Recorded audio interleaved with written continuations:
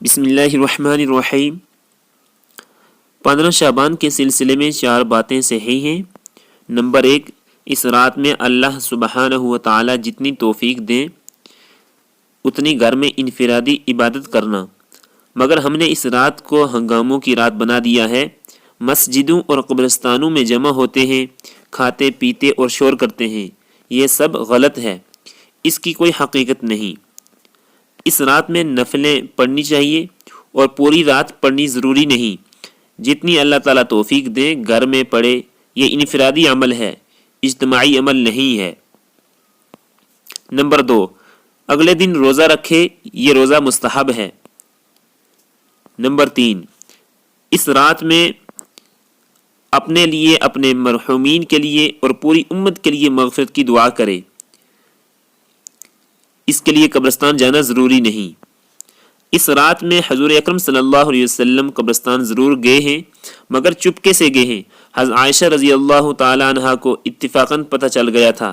نیز حضور پاک صلی اللہ علیہ وسلم نے اس رات میں قبرستان جانے کا کوئی حکم بھی نہیں دیا، اس لیے ہمارے یہاں جو تماشے ہوتے ہیں وہ سب غلط ہے۔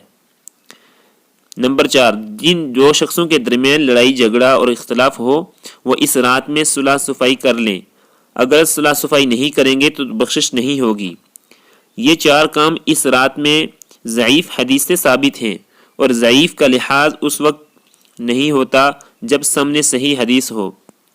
صحیح حدیث کے مقابلے میں ضعیف حدیث کو نہیں لیا جاتا، لیکن اگر کسی مسئلے میں ضعیف حدیث ہی ہو، اس کے مقابلے میں صحیح حدیث نہ ہو تو ضعیف حدیث لی جاتی ہے، اور ایسا یہی ایک مسئلہ نہیں ہے۔ بہت سے مسائل ہیں جن میں ضعیف حدیثیں ہیں اور ضعیف احادیث سے مسائل ثابت ہوتے ہیں، جیسے صلاۃ التسبیح کی 11 روایتیں ہیں اور سب ضعیف ہیں، مگر سلف کے زمانے سے صلاۃ التسبیح کا رواج ہے۔